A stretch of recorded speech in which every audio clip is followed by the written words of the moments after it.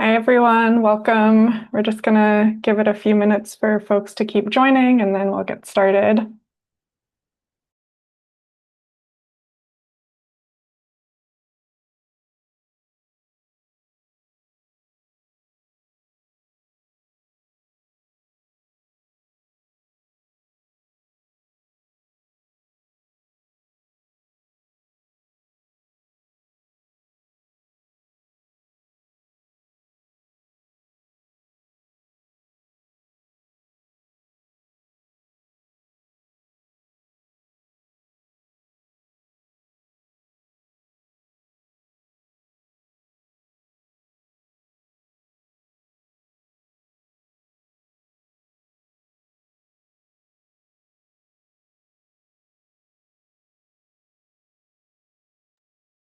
Hi, everyone. For folks who have just joined, welcome. We're just going to give it a couple more minutes. Give it 2 more minutes for people to join, and then we'll get started.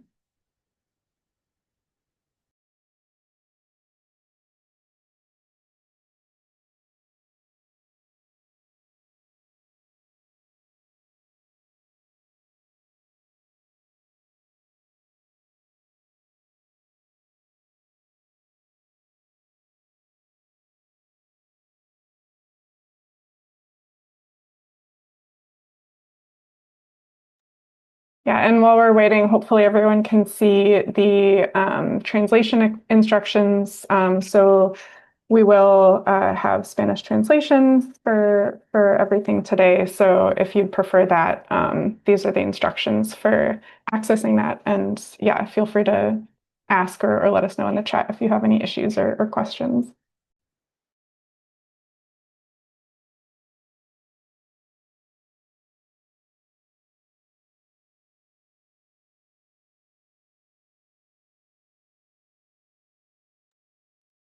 All right, let's get started. We've got a few extra housekeeping things today. So yeah, we'll get started and folks can keep joining. So welcome everyone. As Fabi said in the chat, this is our second to last seminar of the year. So for folks who've been coming the whole time, thank you for sticking with us. And for anyone who's new today, welcome. Let's see, can I move forward on this? There we go. So yeah, for new folks, this is the Migration Ecology Subcommittee seminar series, which is part of Partners in Flight Science. And there we go. Okay, going forward. Oh my gosh, having trouble switching between all the screens. Okay, here we go. So once again, these are the instructions for accessing the simultaneous translation. Both of the presentations today are going to be given in English, but we will have Spanish translation. Thank you to the wonderful Claudia, who has been helping us with translation throughout this year. So yeah, these are the instructions for accessing that, and let us know if you have any questions about it. And as always, for our discussion at the end, we'll have about half an hour for discussion, and please feel free to speak in the language of your choice. And then just the usual Zoom reminder to please mute your mic when you're not speaking. Another reminder, which I am not doing right now, is to speak slowly. So that helps with the translation. So yeah, just try to speak as slowly as possible. Yeah, so for anyone who's joining us for the first time, welcome. This is a seminar series hosted by the Migration Ecology Subcommittee, which is part of the Partners in Flight Science Committee. And our goal is to really create a community of folks interested in using tracking technologies to help fill knowledge gaps around migration ecology and inform conservation strategies for migratory birds. And so we really want this to be an interactive space. That's part of the point of having the longer discussion session at the end, where people can really learn about tracking technologies and how those technologies can be used to answer conservation questions, share experiences about what works, what doesn't, brainstorm ideas, and then develop collaborative projects. So this is our agenda for today. I have a few more announcements and housekeeping items. to mention, and then we will have two fantastic talks, followed by half an hour for discussion and questions. And today's theme is sort of contrasting traditional methodologies like bird banding with more cutting edge methods like barometric pressure tags. And we'll see how both are being used to uncover important information about migratory bird ecology. So each presentation will be about 20 minutes, and then we'll have 5 minutes after each talk for specific questions to that talk. And then afterwards, we'll have a bigger discussion. And feel free to put questions in the chat throughout the session. And then during the discussion, you can unmute if you'd like to ask your question or use the chat. So just a few updates and announcements before we get going with our talks. We wanted to remind everyone that we have launched a collaboration spreadsheet. So this is intended to be a space where we can develop collaborations, and it should be a resource as well for collaborations around migration ecology and applying tracking technologies, and also for sharing funding and training opportunities to support those kinds of projects. So we encourage everyone to check it out and use it.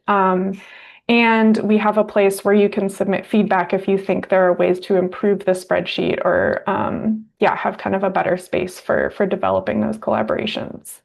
And I can put the links for those spreadsheets and the feedback form in the chat in a minute. And then also, if you're not already on our listserv, this is the link for it, and we'll put that in the chat as well. And that's where we send out information about when these seminars are going to be and other information and opportunities. Okay, and then last two announcements are that the last webinar in this series during this calendar year will be September 25th. We will not have one in November to avoid the US Thanksgiving holiday. So our last one will be at the end of September, and then we'll start up again in early 2026. So stay tuned for that. And then finally, Partners in Flight Science will be holding their annual meeting from the 20th to the 30th of October. The meeting is usually in person, but this year it will be entirely virtual. So hopefully that will allow more folks to participate. Sarah, I don't know if you have anything else you want to add about that. I don't. I'm sorry, my Okay. lighting is terrible right now, but yes, anybody is welcome to come to our Partners in Flight Science virtual meeting. We discuss topics like the Avian Conservation Assessment Database, this Migration Ecology Group, the Population Estimates Database. All of those are subcommittees of Partners in Flight Science. And then we'll also be having a discussion about the next Partners in Flight product with folks from the PIF Steering Committee, Eastern Working Group, and Western Working Group. So if any of that sounds interesting, you're welcome to join us or pop in when you can, and we'll have an agenda closer to the time. I'll put my email in the chat if anyone is interested in joining the meetings before that or wants information on the meeting. Awesome. Thank you, Sarah. Thank you. Okay, so with that, I will turn it over to Maya to introduce our first speaker. Yes, thank you. So I am very happy to introduce our first speaker for today, Garrett Rhyne. Garrett is the Southeastern MODIS Coordinator for the American Bird Conservancy, working with partners from across the region to build out and maintain Southeastern MODIS receiver networks. And he helps coordinate tagging efforts and research projects. He has a bachelor's from Virginia Tech and a master's from Louisiana State University, where he used new barometric geolocators to study the migration ecology of Swainson's warblers. Thank you very much, Garrett, for being with us today, and I'll let you take it away.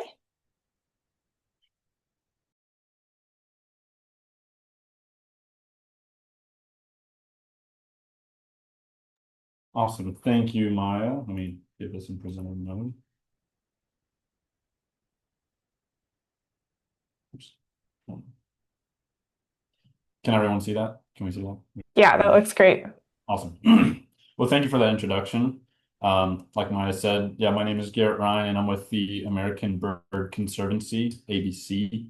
And I am typically always going to be working on MODIS work throughout the southeastern United States, where I'm helping build out the network there. But today I'm actually going to be talking to y'all about research with a different technology, barometric geolocators, or as you'll hear me refer to them as pressure tags, and how this new technology and analysis sort of adds to our toolbox of technologies we use to track birds, and how the combination of data can really help bolster our ability to inform our conservation efforts for migratory birds that we're interested in. So it is it's no mystery to most of the people in this meeting that tracking birds using some sort of device, some sort of technology, is extremely informative, and it allows us to answer questions that we otherwise wouldn't,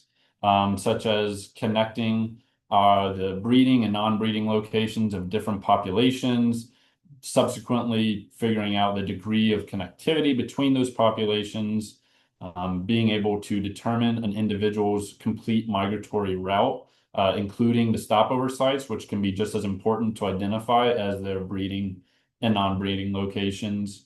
But also to be able to understand the phenology, so the timing of migration and the breeding and non-breeding season. And if you put out enough tags over enough time, you can also begin to determine metrics of survival and demographics. So there's a ton of value to being able to track individuals. And although larger birds like raptors and waterfowl have the ability to carry larger tags that have better batteries and typically can provide more detailed location data and timing data, and is easier to acquire that information, smaller neotropical migrants that we're interested in, like warblers, vireos, sparrows, and of the likes, have much more limited technologies that we can use for them. And so my main focus currently is really on those small passerines and close to passerines that require the smallest of technologies. And so if I'm tracking small neotropical migrants, there's really two technologies that we tend to use. The first being the MODIS automated radio telemetry network, which, like I am sure many people are familiar with here, and that's what I work on primarily in my position at American Bird Conservancy.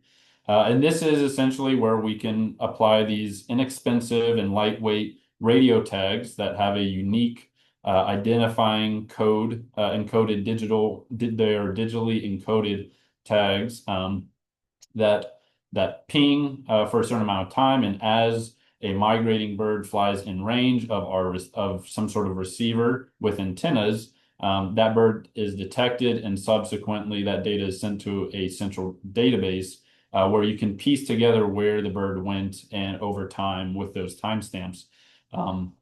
And this is an extremely useful technology that we use. You can put a tag on a bird, and you never have to see that bird again, which, as I'll come back to later, is it's, in my opinion, one of the biggest benefits of using the MODIS network, besides its very collaborative nature. But MODIS can be limited by its infrastructure. So there has to be these MODIS receivers in the areas where you expect these birds to migrate in order for it to be effective. And you also have to maintain that network as well, which is my main job. So I can tell you it's a lot of work and effort. And so there are still blind spots in the MODIS network throughout the Americas. So the other technology that is used, and I say other, even though this one came first, are geolocators. And geolocators are essentially small devices that record some sort of environmental data throughout the period of the deployment of that tag. And when that bird returns to the place that it was deployed at, and that tag is recovered, we can download the data. And from that environmental data, we can estimate the location of where it went. The traditional geolocator was light level geolocators. So they have a little light sensor. And by recording light for every minute to 5 minutes throughout a year's worth of data, you can determine the time of sunrise and sunset and the length of day.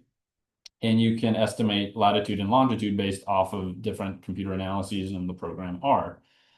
So this has been an extremely useful tag and tool for conservationists, especially when assessing migratory connectivity. like what was used for golden wing warbler work by Gunnar Kramer and folks. And so there's been a lot of research that has used geolocators, and they're very affordable, very cheap to use. However, geolocators in general are still limited by two main factors. One, that they are archival, meaning that they have to be recovered the following year, which can be very difficult. And the second thing, that light level geolocators are notoriously susceptible to different forms of interference with the data. So different things that affect the light quality data, whether that be from the habitat, the behavior of the bird, the weather conditions, the feather placement. And there's a few other things such as the calibration period that's required at the beginning of geolocation and times of the year where you have a very difficult time geolocating. All of those things stacked on top of each other can, depending on the species, depending on the bird, but especially for passerines that occupy forests, can lead to very erroneous estimates of a couple hundred kilometers. So you may be able to tell generally which side of the hemisphere that they are spending the non-breeding or breeding season, but you get very limited information after that. Now, flashback to 2020 when I was beginning my master's work at Louisiana State University. And these were the two main technologies that were available to me when I wanted to study Swainson's warblers. I had many collaborators where we deployed tags across 6 states, and we were interested in sort of filling in this information gap of Swainson's warblers, which are sort of these understory dwelling species. They're short distance migrants. They're very poorly studied. And so when I was debating what technology I wanted to use to answer the questions of migration ecology and migratory connectivity across their range, the MODIS network didn't have the infrastructure at the time to be able to answer those questions, because this is a southeastern breeding species that went to the Caribbean and the Yucatan Peninsula. And at the time, the network just wasn't available. And I'd still argue there's still a lot of spots that if I did that project today that still need to be filled in. So I knew MODIS wasn't going to be able to answer my specific questions for my specific species. And so we decided to use light level geolocators, which we knew was already going to cause some problems because these birds live in the dark understories of the forest. And so therefore the light data quality I knew was going to be poor. Luckily for me, and it's more happenstance of timing, as I was ordering these light level geolocators from the manufacturer Migrate Technology, they offered for me to test out their brand new atmospheric pressure barometric geolocators. So they record atmospheric pressure as well as light. So you might hear me call them multi-sensor geolocators, but I'll primarily refer to them as pressure tags. Which had been incorporated into larger tags for larger birds, but this was the first time they were this miniaturized for, say, a warbler of 14 grams. So I could only order half of my tags as this model because I got to more or less be the guinea pig of figuring out if this tag worked. And at the beginning, I knew that there had been some research from European species that had studied that had barometers on them as well, and they were able to uncover flight behavior information. So because atmospheric pressure corresponds with altitude, because as birds are migrating, they're migrating at these really high altitudes, and so that's reflected in that pressure data. So I figured this would at least provide some kind of novel flight behavior data, and potentially it could help us figure out when the bird is migrating at a finer scale. But what I didn't realize, as I was deploying tags in 2021, in the spring of 2021, Raphael Nussbaumer, who was up at the Cornell Lab of Ornithology and Swiss Ornithological Institute, was developing, and well, at that point, had already developed an analysis called GeoPressure R, in which we can take just purely pressure data and compare it to a global weather reanalysis data set to actually geolocate, completely ignoring any sort of light data. And this, I can't emphasize enough, is sort of, the game changer of how we were able to geolocate using a completely different measurement. Now, I don't want to get into the nitty-gritty of the analysis, but I do want to sort of go over it in broad, because I think it's important to understand how we get from pressure data to geolocation. And so the first step that happens is I have my recovered tag, and I have pressure pressure samples from every 20 to 30 minutes. And we're going to label that data as either a stationary period. So when you plot it out, you can see there's these sort of flat-ish line periods, and that's periods where the bird is in a single location. We know whether it be on the ground or in the canopy, we know they're in a single location. They're not moving in large areas. And then we label migratory activity, which can clearly be seen by these really sharp drops in atmospheric pressure, and they're very erratic in their changes. So that is the bird adjusting altitude in flight over time. So by delineating when birds are flying and when they're not, we can take each of these stationary periods, and you can see there's a few flatline stationary periods that are stopover periods for maybe a day or two. And we can take each one of those and figure out the location for each of those stationary periods.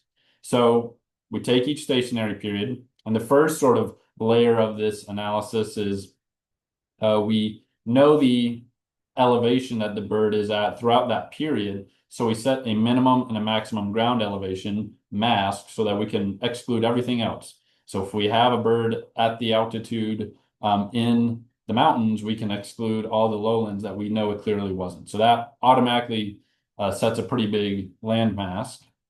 And then the second layer that is arguably more important, or the most important, is that we're going to take our recorded pressure and we're going to be comparing it to this global weather reanalysis data set, ERA5, which is a gridded scale hourly database.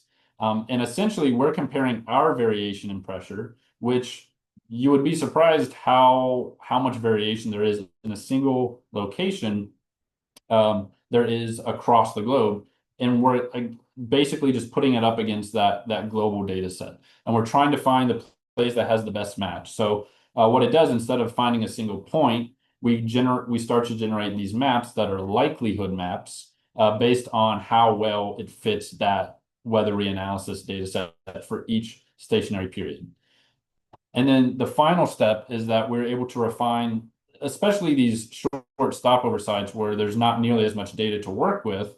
We refine it with a movement model, because we know when the bird was migrating, how long. So we know generally how far it could potentially go, but we can also compare it to some high quality wind speed data. So the speed and directionality of migratory flight is heavily influenced by all of this information. So we create all these different movement models to find the most likely path between these different points to refine sort of where that bird was at stopover. So you incorporate all of these different layers of the migration trajectory, so making it a much more rigorous analysis than you would just using light data. And what we get from them are these pretty incredible continuous, and I'm going to emphasize continuous, migratory trajectories, including stopover sites of less than a day. Here are three different trajectories from Swainson's warblers across three different populations. And you can see the blue dots are fall post-breeding stopover sites, and the green dots are spring pre-breeding stopover sites. And the size of the circle relates to the length of stay. So you'll see that some of the stopover sites in blue actually have a larger likelihood area, and that's simply because they stopped over for maybe less than a day. So the likelihood is going to be broader, and there might be a little bit more error, but we can still generate a pretty accurate location, especially once a bird has stayed for, say, 2 to 3 days at a stopover site. That error goes down dramatically. And when we look closer at the sort of long-term non-breeding locations of these different populations of Swainson's warblers, we found pretty accurate locations, or refined locations. And you might see that this includes a 90% confidence interval. So there's still quite a bit of likelihood, and you think that might still be very broad. But when we have done ground truthing, where we take a pressure tag, then we put it in a location, and then we compare the analysis with the actual location of that tag, we know it to be accurate down to 10 to 25 kilometer radius pretty well. So although it shows a kind of wide range, the darkest point, the most likely cube, is almost certainly where the bird was, or the immediately surrounding region. But you'll notice that these are sort of in weird shapes and likelihoods, and that's simply because they're following elevational gradients because of that elevation mass. So we know whether they're in the mountains or on the coast or what have you. So for example, for this, we found that Western breeding Swainson's warblers wintered in the Yucatan Peninsula, and Eastern breeding Swainson's warblers wintered in Cuba and the Caribbean. And not only that, but we kind of uncovered some really important stopover sites. So all the eastern breeding birds from the Appalachians and the coastal plains, as they were making their way back north in spring migration, almost all of them stopped in the Okefenokee swamp region on the Florida-Georgia line for anywhere between a couple days to 10 days. So this technology allowed us to uncover really important stopover site that needs a lot of attention and focus for their conservation. And not only did we get to see sort of exactly where these birds were going, but we also get some really cool insights into flight behavior that we otherwise wouldn't really know, because this is a graph of, you take your pressure data and you turn it into just straight altitude. We know exactly when the birds depart for their migratory periods, exactly when they arrive, exactly how long each individual flight duration is, each stopover duration, and importantly, the altitudes at which birds are flying as they are migrating for different lengths and between different locations and across different ecological barriers.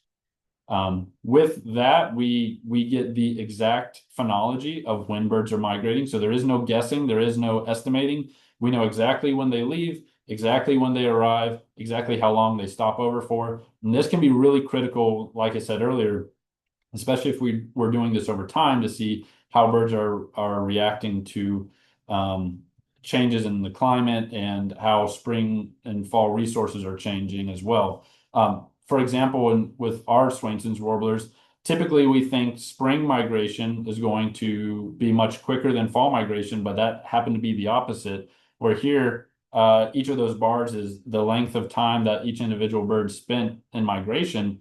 Fall migration happened over a day or two for most birds, whereas it occurred across a week to 10 days in the spring. So a little antithetical to how we typically perceive migration timing.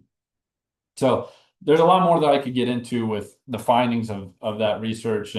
But what we did recently in a paper that was published last year with my colleagues is in the Journal of Ornithology, is we kind of wanted to give an overview as the applications and the importance of this new technology. So barometric geolocators or pressure tags, that sort of offer this new lightweight and affordable technology that provides continuous locations. And I want to emphasize the continuity of knowing where the bird is at all times is really important at higher accuracy, including stopover sites.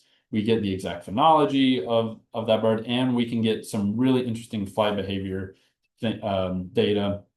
I mean, the applications go far beyond just knowing where the bird went. If we're interested in how birds utilize airspace over ecological barriers or across places such as proposed wind turbine regions, if we're interested in elevational migrants, if we're interested in the mechanisms behind what drive nocturnal migration departure and arrival and flight altitudes, there's so many questions we can ask because these tags are just so loaded with data. But again, also in this paper, we still want to recognize the limitations that it has, right? Because we have to be able to recapture the tag, which not only requires a lot of time and effort, but it also means that it's going to be biased. The data is going to be biased towards males and surviving individuals. And that's where combining it with different technologies is really important.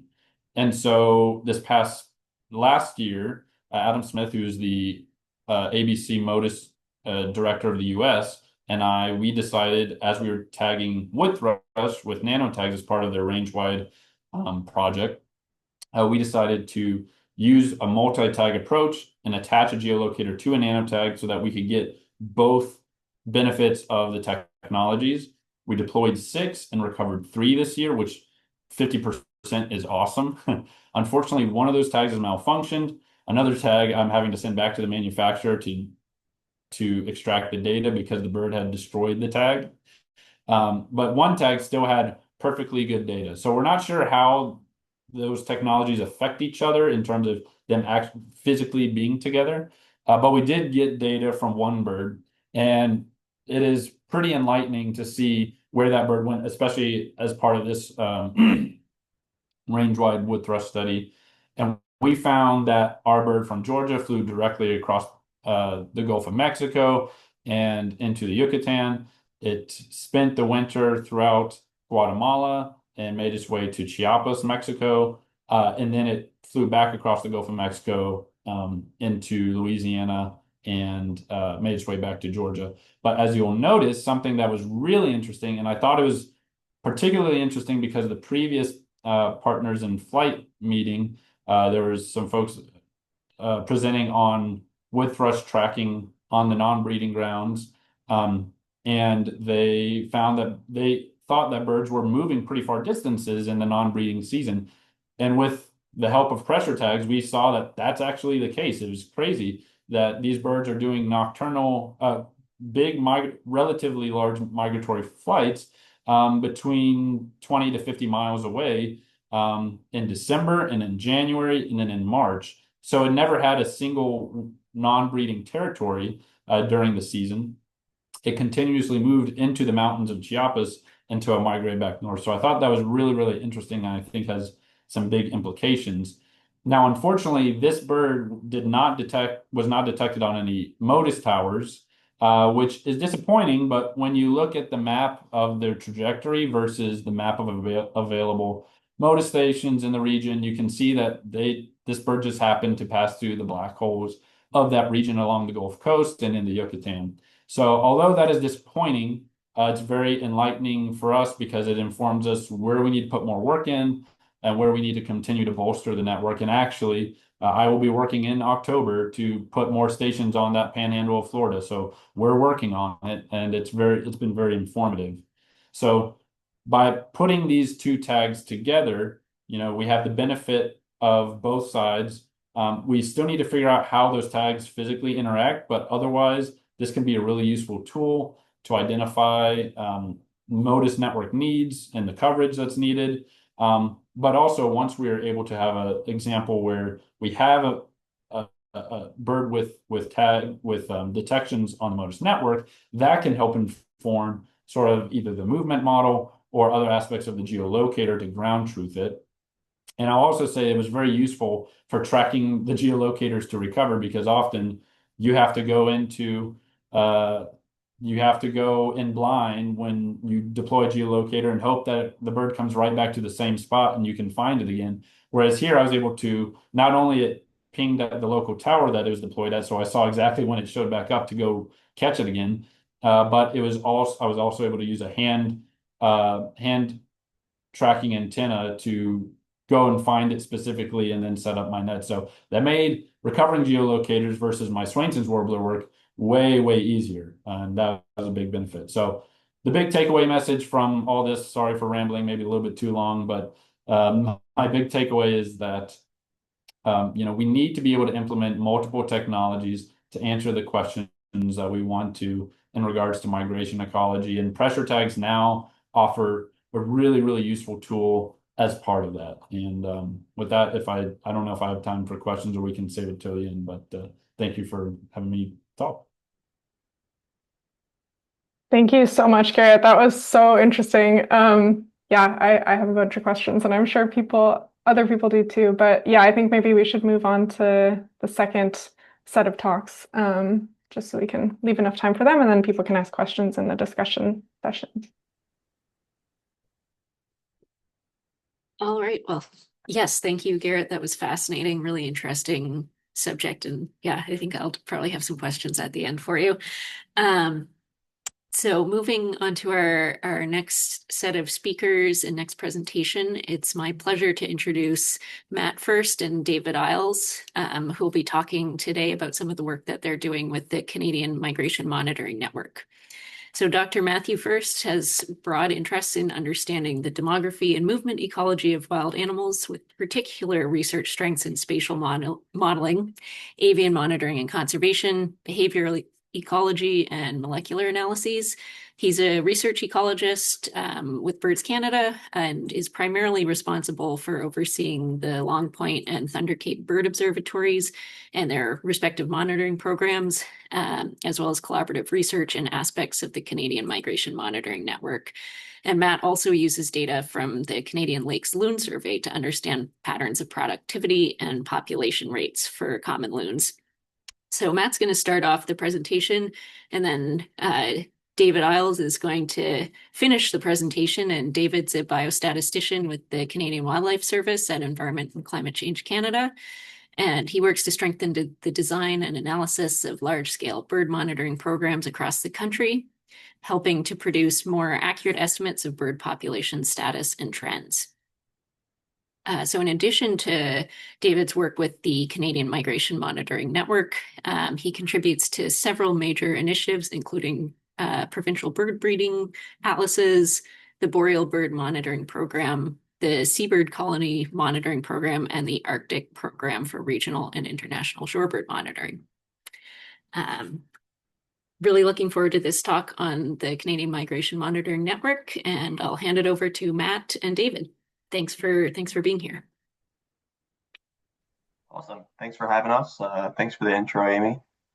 David and I are going to sort of tag team this, so I'll screen share for kind of my share of the presentation, and then I'll just kind of help David go through the rest of his.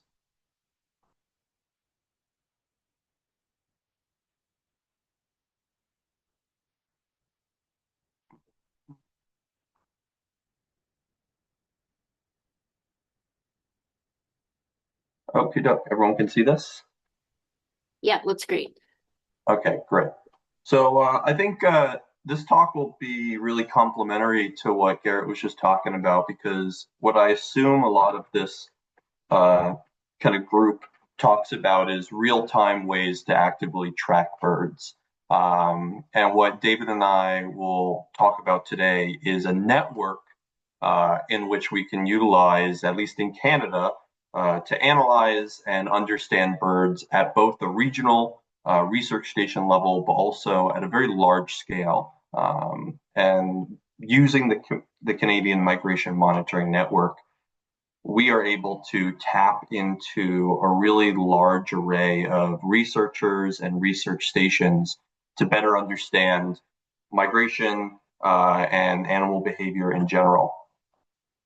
So for those of you who are unfamiliar with what the Canadian Migration Monitoring Network is, it's essentially a joint program of member research stations, Birds Canada and Environment and Climate Change Canada, with the main goal to understand the demographics and population trends of Canada's birds. And the way that the Canadian Migration Monitoring Network uses this method is essentially by making use of a huge network of bird observatories that span all across Canada. The goal for the Canadian Migration Monitoring Network is sort of two-tiered. One is to generate high-quality research and monitoring by better understanding population trends, wintering and breeding areas, the timing and routes of migration, stopover ecology, and other forms, but also being able to use this network to grow sort of an interconnected nature between all of these research stations and use that to actually inform conservation policy in Canada. What makes CMMN really unique as well is a lot of these bird observatories and research stations across Canada are volunteer driven, or at least use a large amount of sort of citizen science and public engagement. And so the research stations across the CMMN kind of range are heavily reliant on the people that are participating in these migration monitoring efforts. And it's a really nice pillar of what we do with CMMN because it adds elements of youth engagement and cross-pollination of people within the Canadian Migration Monitoring Network who are able to contribute to our understanding of population trends in Canada. Most of the research stations that are part of CMMN are following a core objective, which is to better understand the state of Canada's birds and the population trends of these birds. And essentially, at each station, we do this using a variety of different metrics that are collected every day through a standardized protocol that CMMN delivers. The data that we collect at these research stations is primarily based off of what's called daily estimated totals. These at our research stations are a collection of observations made throughout the day, primarily based off of banding data through standardized banding efforts at each of the respective research stations, as well as a standardized hour-long census. That census loop varies between each station, but it is essentially a standardized metric for us to do a survey every day that allows us to capture not only the diversity and abundance of birds, but when we see these pulses of migration happening. And that's a really unique dimension of the CMMN and these research stations across the country, because in addition to banding data and doing surveys, which many of you are familiar, by being able to utilize the breadth of these research stations across the country, we can use kind of these pulses in migration using the observational data to answer real-time questions about the effects of land use and climate change on the migration ecology of various bird species. And while we won't be talking about it today, we also collect data on non-birds, which is a huge valuable asset of the Canadian Migration Monitoring Network. Each of the research stations, as part of the census routes that they do, collect observations on monarch butterflies during the fall migration. And many of the research stations as well collaborate with other researchers on other migratory animals, such as various species of bats as well, which we know are highly connected to other networks such as MODIS. And so the culmination of all of these data, as many of you are familiar, end up on banding sheets that then get compiled and sent to Nature Counts. Nature Counts is Canada's essentially repository for ornithological and ecological data. And so members of CMMN are required to send their data to Nature Counts in order to allow for real-time processing of that data and allow it to be accessible for other researchers, since it can be accessed by anyone to answer research questions of their choosing, which then contributes kind of to the bigger picture of how do we conserve our birds. And through the collaborations that we've done with the Canadian Migration Monitoring Network, we've been able to answer a variety of different questions that address various aspects of animal ecology, specifically obviously focused on birds. A recent paper led by Jolie DeSimon last year published a really revealing article on species interactions using data from LPBO and other stations. Various stations through the Canadian Migration Monitoring Network have shed light on more region level insights on how to ID certain species using the observations and the morphometrics that they collect through decades of body measurements that these birds have been collected on, as well as other aspects of stopover ecology, population trends, phenology, and site fidelity. It's an untapped resource, this network, because you have research stations all following the same protocols, collecting the same data, and that contributing to one really valuable repository of observational and banding data that can be tapped into to answer any conservation questions specifically.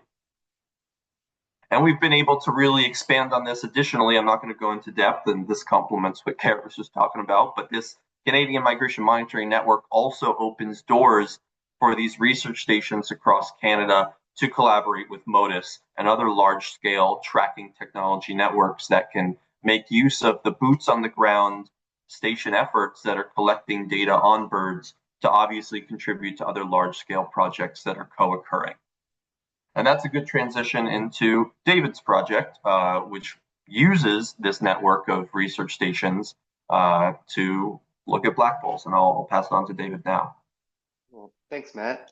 I actually wonder if maybe I should share my screen, which is just going to be the same presentation, but I'm one of those people who animates my presentation with like 50 slides in a row of slightly different versions. Yeah, I got you. Go for it. Okay, cool.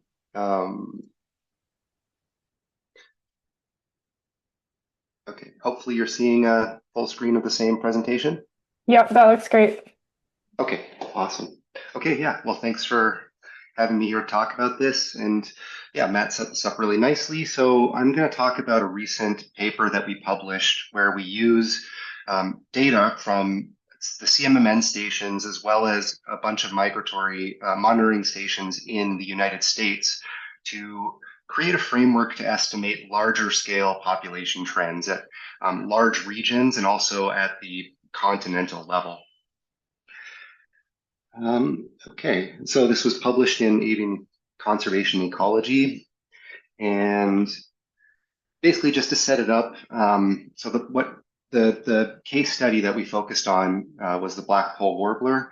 This is a species where the breeding bird survey has shown or suggested that they've experienced extremely strong population declines over the last 50 years, and so they're considered a common bird in steep decline. And there was that paper published, the Rosenberg paper, Science or Nature, a few years ago that estimated 3 billion birds on average had been lost since 1970. Black-polled warblers were so abundant that they made up 10% of that entire loss. So that's a huge proportion of them. There are these long-distance neotropical migrants that breed in the boreal forest, and so they're actually not well monitored by the BBS or any other conventional breeding season surveys, although the BBS obviously does pick up enough of them to generate an estimate, but the reliability of that trend estimate is potentially questionable.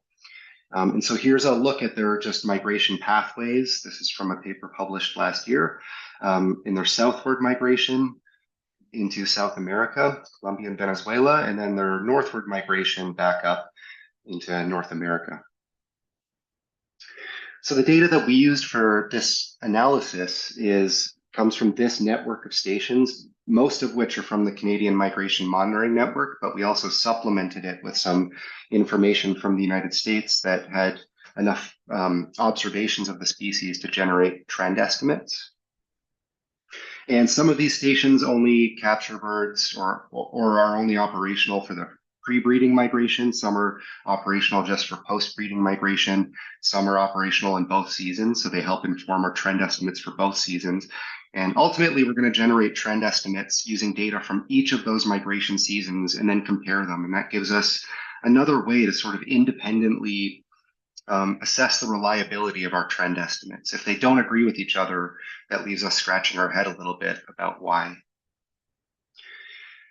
I'll come back to this later in the talk, but we ended up dividing the breeding range into 2 geographic strata here for analysis, and we're going to be describing the trend estimates of the population in each of these geographic strata, which are huge, which are very large. And this is going to be one of the limitations of this approach, is that we can only really get these coarse scale regional trend estimates. Finer scale estimates will require finer scale tracking data, which could potentially come from something like MODIS or pressure tags or other technologies, assuming that we can get enough samples from those birds.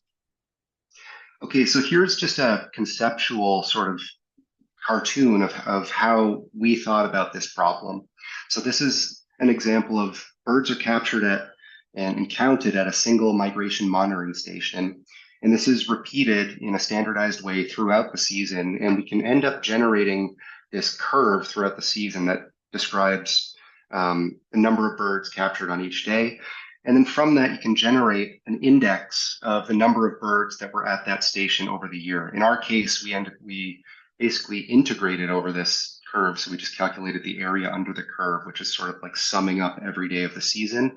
But you could also calculate like the count at the peak date. If you had a really nice curve at that station, there's different ways to calculate those annual indices. And that's repeated over time through many years in a standardized way. And that leads to this ability to then generate this time series of population indices at that single location, at that monitoring station.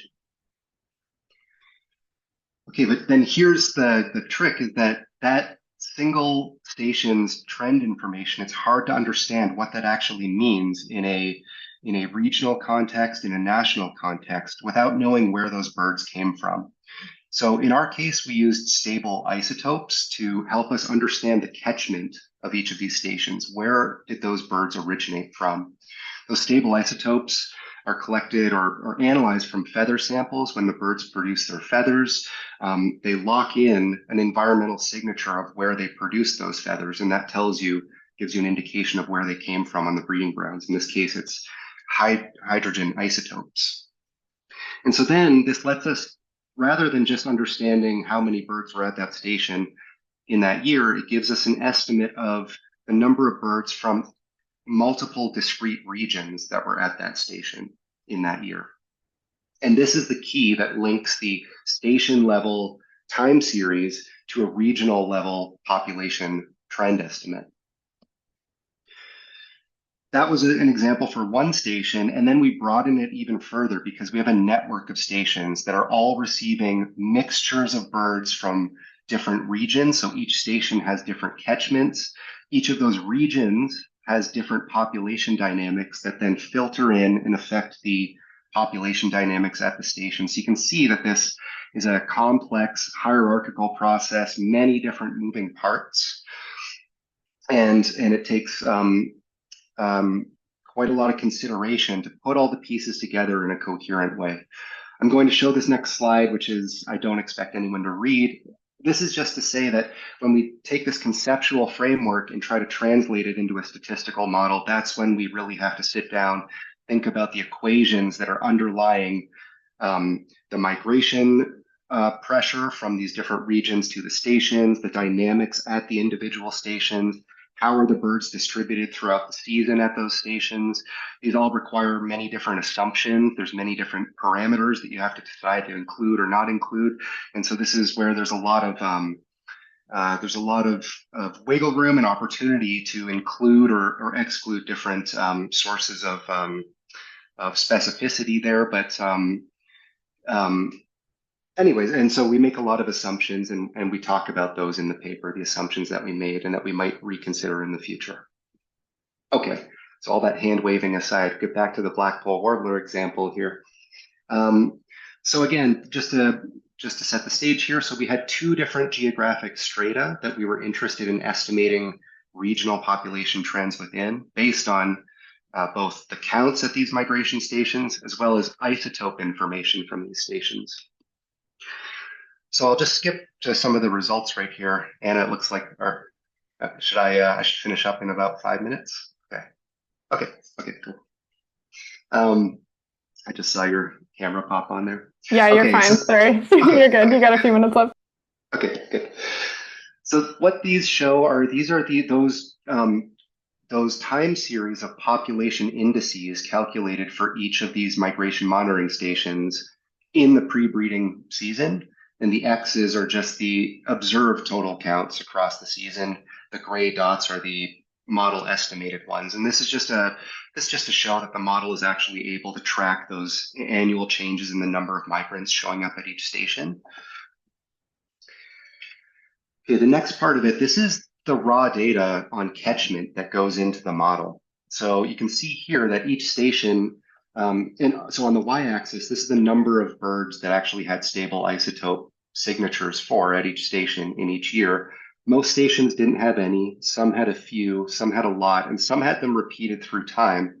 Some stations we know, just based on where they're located, that the birds had to have come from the western stratum, for example, because they couldn't possibly get eastern birds based on their location. So that made things a little easier for the modeling. And And what you can see here is that the proportions change through time. And so this stable isotope information also gives you information about population trends.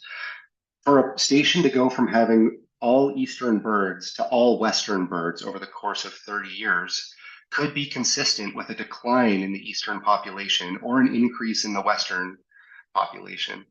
So the stable isotope information is another source of information on trend, in addition to the number of birds that you're catching at these stations through time. It's a little blurry looking, but here's an example of the stable isotope data, the catchment data for post-breeding migration.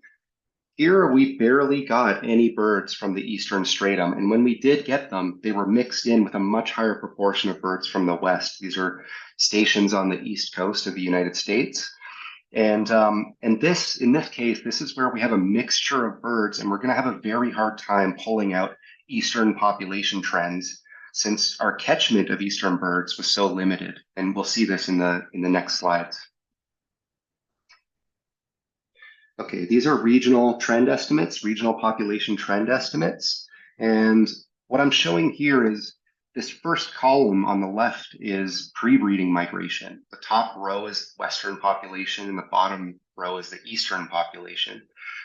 The middle column is post-breeding migration, so analyzed independently. And again, we can estimate the trend in the West and the East.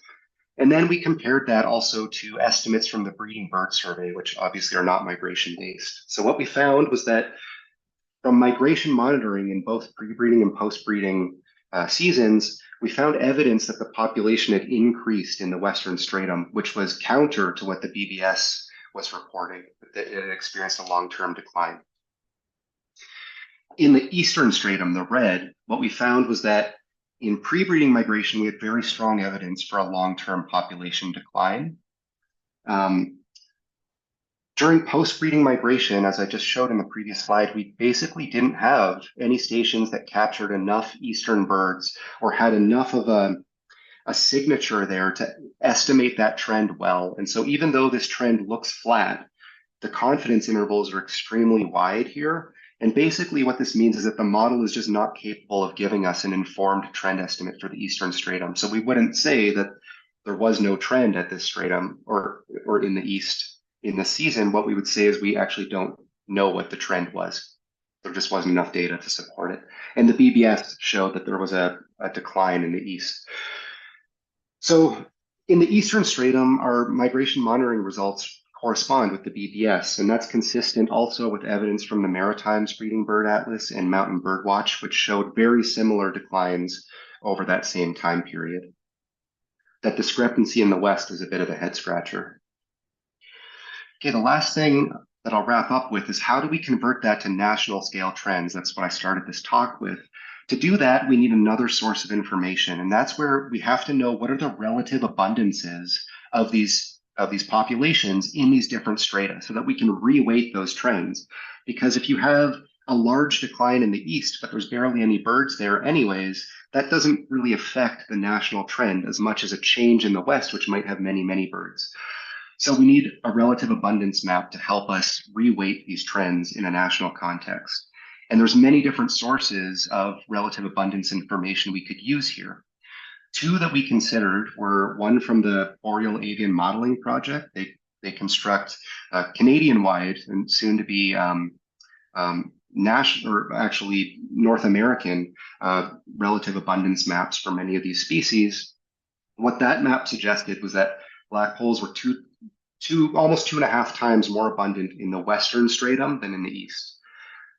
eBird also produces relative abundance maps, and what that map suggested was that actually black holes were 1.5 times more abundant in the east than they were in the west. And so this actually highlights the importance of getting a better understanding of the accuracy of these relative abundance maps, finding ways to actually understand when they don't agree with each other, why. Which regions are they more reliable for and less reliable for? We conducted the analysis using both of these relative abundance maps to look at the effect that would have. Okay, so here I'll just show the eBird results first. Pre-breeding migration at a national scale. So this showed that there was a national population decline. from the pre-breeding migration results. And the post-breeding migration results, there was little evidence of a decline, or essentially a fairly uncertain population trajectory. Again, though, that's because we have such uncertain information about the trend in the Eastern Stratum. And here's the national trend for BBS. If we use the BAM maps for that relative abundance weighting, we get a very different story. We get again, the BAM suggested the Western population was much larger than the East. The West had increased according to migration monitoring. And so we see this relatively flat trajectory and then increase in recent years. Okay, so lots to digest and unpack there. This is my final slide. Just wrap up with some conclusions and sort of how to think about this effort in general. So what we did is we created this model to estimate regional and national scale trends from migration monitoring data. The advantages are that this can provide this multi-scale, although coarse, trend estimate information independently of conventional breeding season programs. So it gives us another way to sanity check some of the trend estimates we're getting from other programs that we may have less confidence in. Although whether we have confidence in the migration monitoring data or the trend estimates is another question as well. It's very cost effective for boreal species compared to breeding season surveys. And it can be analyzed independently for that northward and southward migration period. And so that, again, if those agree with each other, that should strengthen our confidence in these trend estimates, as it did for the Eastern Stratum, where we saw that there was strong evidence of declines, whether you analyze the pre-breeding, post-breeding migration, breeding bird survey, mountain bird watch, the Maritimes breeding bird atlas. All of those suggest there have been large-scale declines of black-polled warbler in the east. Limitations is that the spatial resolution is coarse. Here we just divided the entire country of Canada into just east and west strata. And it requires a really good understanding of the migration pathways that these birds use. And to estimate these trends at a national scale, we also need reliable relative abundance maps. Finally, it requires many different stations to ensure that these trend estimates are reliable. We don't want to be making all of our inference on the trend in a large region based on a single migration monitoring station. But this is where this large collaborative network of stations really comes into play. Okay, I'll finish up there and then hopefully we have time for questions. Thank you. Awesome. Thank you so much to both Matt and Dave for that super interesting talk. I'm going to hand it over to Fabi to lead the discussion session. We've got about 25 minutes for that. So feel free to put your questions in the chat or raise your hand and answer them either in Spanish or English.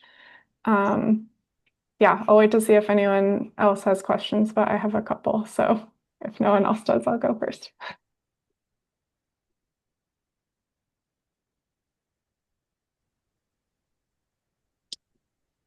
Solo para reiterar lo que Ana mencionó. Just to reiterate what Anna mentioned, I'm here to guide the Q&A session, the discussion session. Feel free to raise your hand. You can open your mic. I'm going to give you a couple of seconds. Don't be shy. Ask your questions. And if there are no questions from the audience, I'm going to let Anna ask her questions because I have questions as well. So I'll give you 5 seconds. Okay, no, voy a empezar entonces. Okay, Okay, so then I I'm have going a to start. question for Dave, since that's freshest in my mind. I'm curious, did you have a priori information to suggest that there were different trends in the east and west? Like, why did you decide to divide the breeding range into 2 instead of doing it all as 1 or dividing into 3? Yeah, that's a good question. Well, we have a priori reasons to think that there is spatial variation in population trends. Like much of our analysis of the breeding bird survey shows that finer scale population trend sort of patterns that can happen across East and the West. It's such a large area that there can be totally different pressures affecting these populations. And so ideally, we would want to analyze this at the finest scale we possibly could, but with stable isotopes, we're limited in their resolution because they're very coarse in nature in general. They're basically tracking large-scale precipitation patterns across North America. And then there's regions of the country that actually have similar isotopic signatures in totally different parts. And so we have to be careful essentially about where we draw those, and we can't do it too fine scale. Yeah. Great, thanks. Makes sense.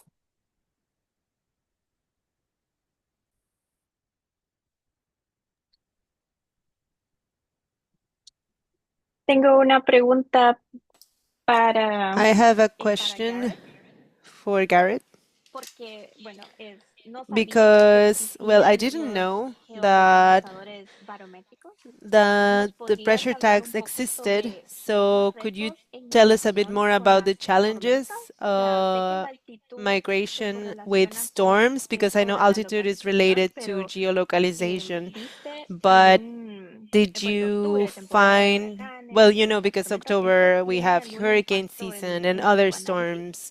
Does that have an impact in your analysis?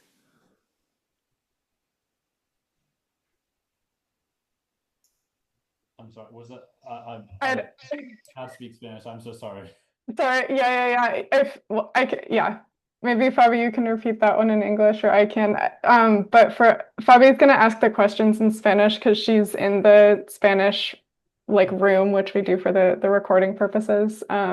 So folks can either go into the English interpretation, or yeah, we can just re-ask this question in English.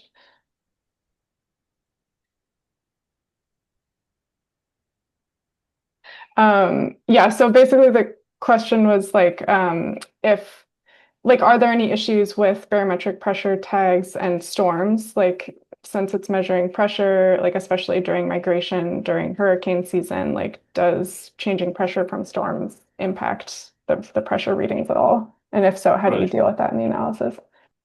Yeah, that's a great question. Actually, in fact, large pressure systems almost help refine some data because that data is going to show up on both the weather reanalysis data set, that's the global weather reanalysis data set, and what is on the tag. So actually, with several of my Swainson's warblers, I lived through 3 different hurricanes while I was living in Louisiana, and one of them went right over several of my field sites where the birds survived. And you can actually, it's very cool to see it in the data. You see this very large, low pressure system come in and leave very slowly over the course of a day and a half, 2 days. And so that matches up very well with when the hurricane is moving over. So if anything, when there's more weather systems and there's more variation across the landscape, when those weather systems hit, that almost helps it be refined even more. So yeah, it does.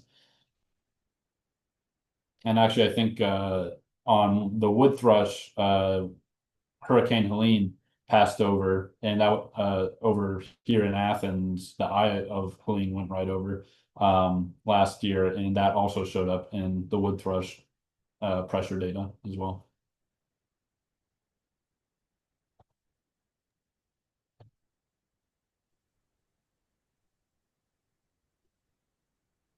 I have a question as well, and thanks to Garrett, Dave, and Matt for great talks today. My question is for Garrett. I was wondering, what are the file sizes for the pressure tag data? I'm just thinking about where you were combining them with MODIS tags, whether there was a possibility that the data could be stored on the tag until the bird's within range of a MODIS station, and then it kind of gets downloaded or onto the MODIS station data, or whether it was because MODIS detections file size is pretty small for individual detections, but I was wondering is the file or the size of the data, is it comparable? Is it a lot bigger? Would that be feasible in theory? Yes, well, it is, and actually I'll go ahead and say that I know that there are a few folks that are trying to develop a tag that not only can just store it archivally, but be able to transmit it over the MODIS network. I think that of just pressure data, I think that would be pretty incredible. A typical storage of a geolocator of a year's worth of data is typically around 130 to 140,000 bytes. So it's not small, and I guess it really depends on how it can be offloaded. But if it's just archival, I see no reason as to why there can't be tags that do both. Like I said, I know it's under development with how that's recorded. Because it would be a lot nicer than having to use two separate tags. Because like I said, we have suspicion that the electromagnetic waves from the pulse of the nanotag is affecting the battery and the memory of geolocators because they're so sensitive and they're so small. So given that we glued them right on top, so it would be nice if it was all combined into a single tag. So fingers crossed. Yeah, very cool. Thanks.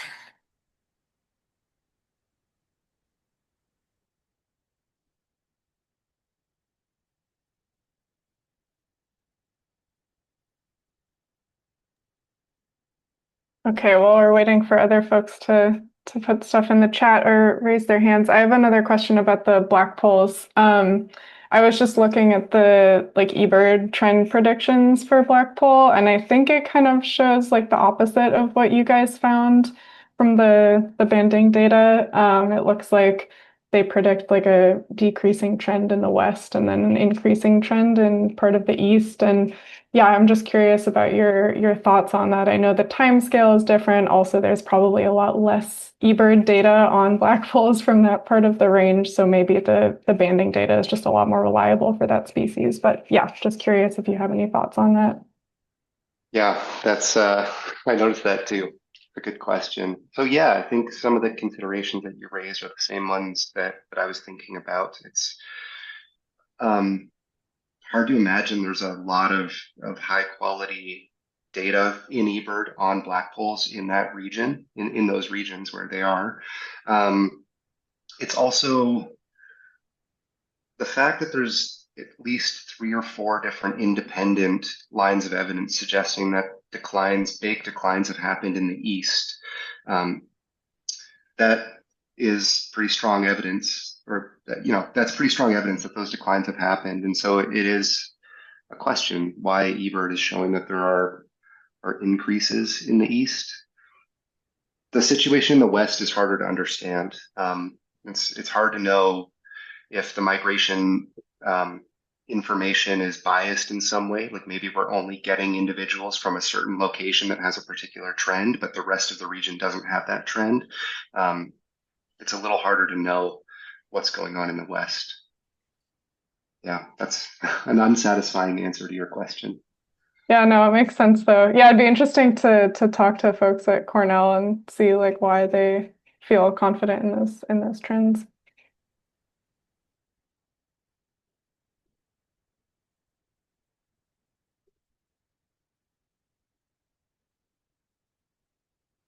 I've got another question for Matt if no one else has any questions at the moment. Matt, I was just curious about the CMMN data, and you mentioned that it's all stored on nature counts, and I was wondering if all CMMN data is open and whether folks can use it or collaborate with to use it in their own analyses, and if so, how do you access nature counts data?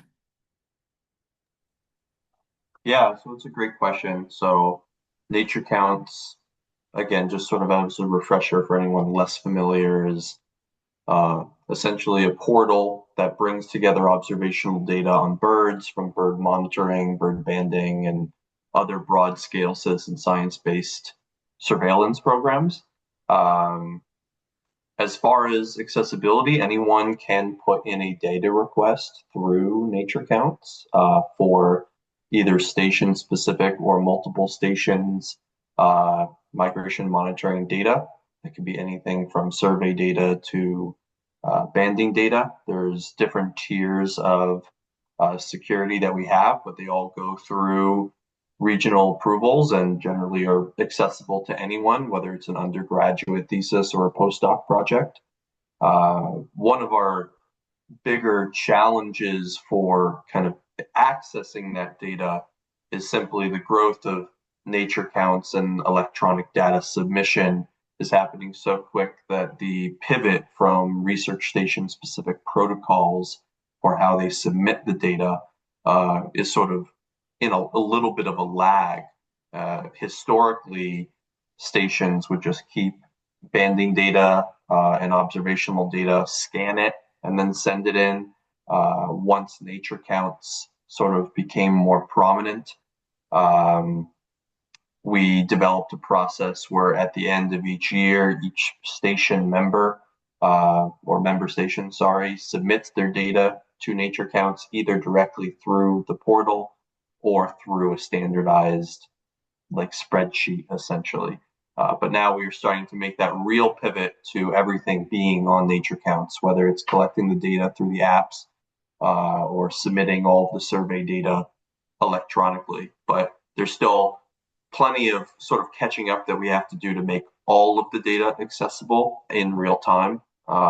We have, there's dozens of research stations, many of which have been operating for decades. So a lot of the historical data is on there and recent data is on there year to year, but we're making the pivot now actually to have it be sort of not a requirement, but encourage that people submit it in real time using the Nature Counts app.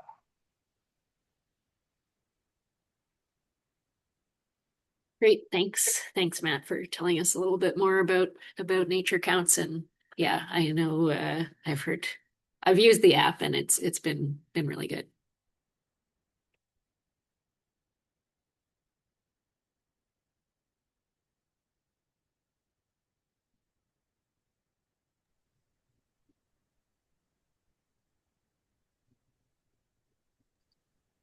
Dejé una pregunta en el chat y quizás, tal vez Ana, puedes I left the leerla question in la the pregunta chat para... and maybe someone can read it. It's a question for Garrett. Okay, yeah, there's a question for Garrett, and then there's one from Tim that I'll ask afterwards. So to analyze the data, you're using elevation and pressure layers. So the resolution and uncertainty of the maps depends on the resolution of the input layers. Do you know if there are other layers with finer resolution? Good question. So there's two options with the resolution of the elevational layer is pretty resolute down to probably half a kilometer gridded scale. But the pressure data has two options of either a 10 by 10 kilometer or a 25 by 25 kilometer gridded scale. It's just going to have require more computational power to run those models when you get a finer resolution.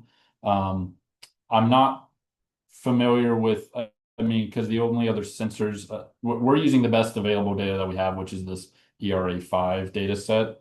I'm sure as time goes on and as there are more satellites deployed in space, there will be better and better resolution of the data.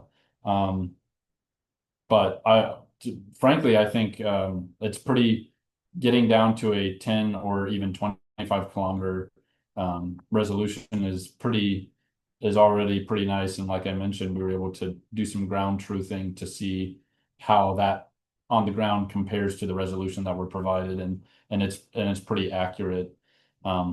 So I'm sure this is unlocking ideas of other sensors because it really comes down to, I'm sure, temperature. If you had a temperature logger, that could be another level layer that is incorporated. The problem with things like temperature is that it's going to be affected by microhabitat rather than pressure, which is consistent across the habitat strata. So whether I'm on the ground or I'm in the canopy, the pressure difference is only going to be, pretty minute.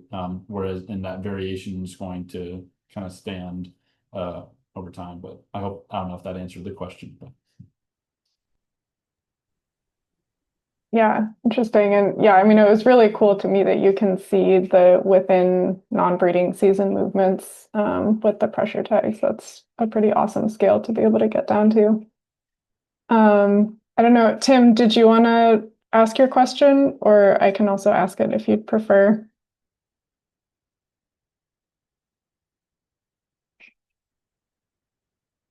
Okay, cool. I can go ahead and ask.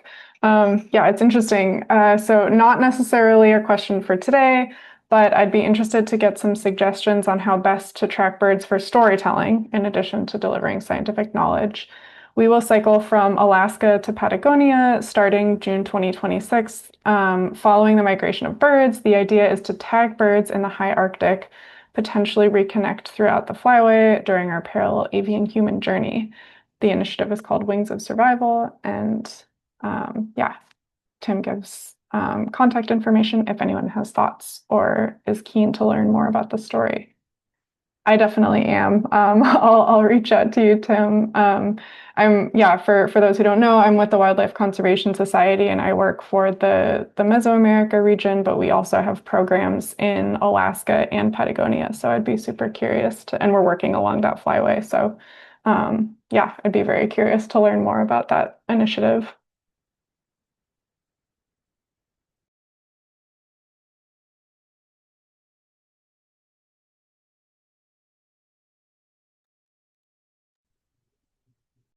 We've got about 8 more minutes if anyone else has questions.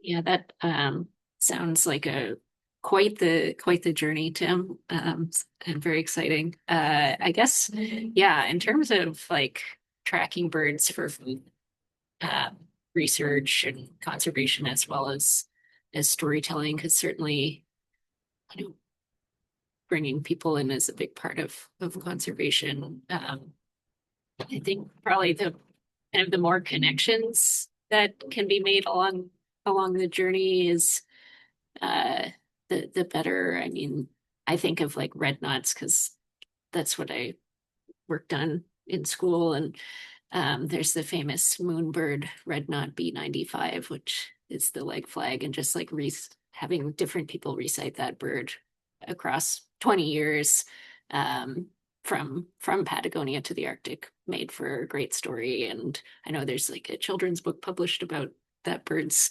life as well. But I could see like Modus being one avenue for something like that, where a lot of the stations these days, especially, are connected via internet or cell, so the data transmission is pretty quick. So you can know fairly quickly when a bird is being detected, and then connecting with the local folks who installed those stations along the way, and kind of learning about their efforts and research programs, and how all of those come together to support this kind of tracking research could be neat. Going off of that, Amy, even engaging the local communities of researchers or local members to check Modus stations, because that can be a really engaging way to have the people along this entire journey say, oh, here's a Modus station in our region, and you can teach people how to download the data and look at what birds are passing overhead in real time. Could be a really nice way to kind of, from the storytelling aspect, have people kind of experience what's happening as opposed to just seeing the data that is collected, being part of the data collection. Mm-hmm. Especially if there are any stations at like schools or nature centers along the way, kind of getting involved with the students at those places could be really, really good. I know we've done a few kind of sessions with students at schools where we've installed Modus stations, and doing some like mapping activities, looking at tracks of the birds that passed over their schools, and kind of gives a direct connection to the birds in their neighborhoods.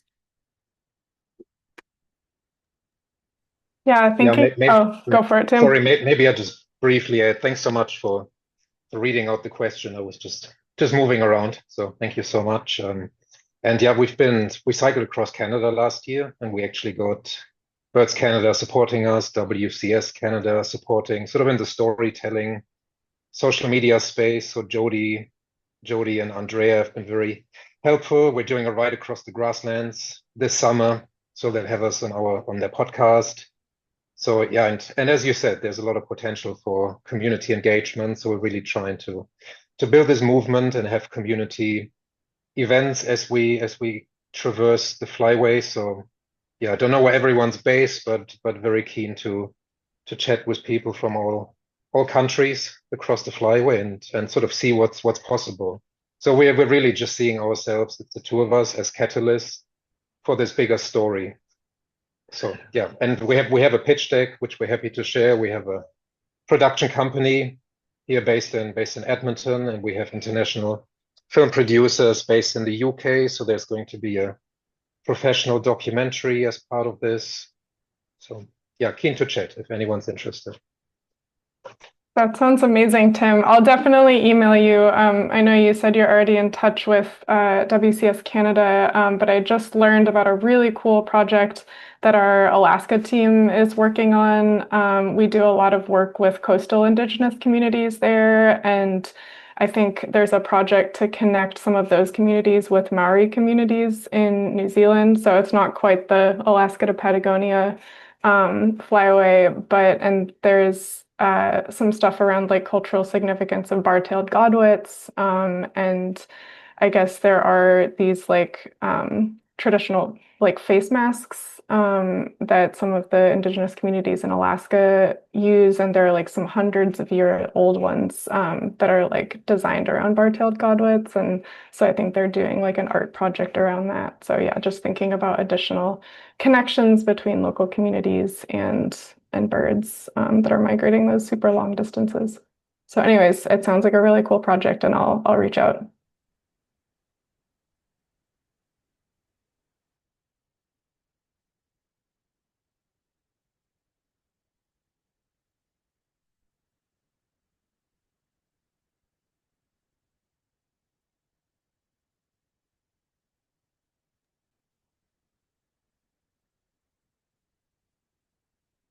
All right, we're almost at the half hour. We have time for one more question if anyone wants to ask.